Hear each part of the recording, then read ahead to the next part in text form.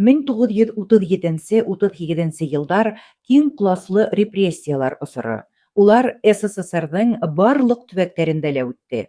Башкортстан да был каһәрле елдардан ситтә калманы. Тарихка зур террор исеме менән ингән ошо осырда күп талантлы язучыларыбыз Сталиндың канлы репрессияларына эләкте.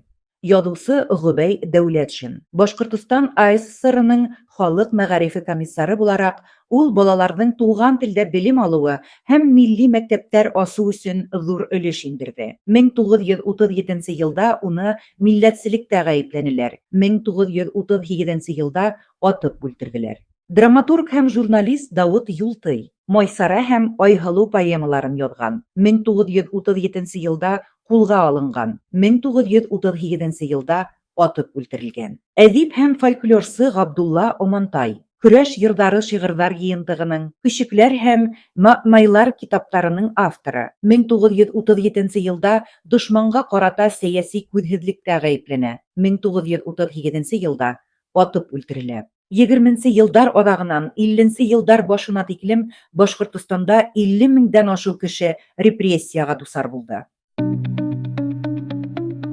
Ирекле Башкортстанга кушыл.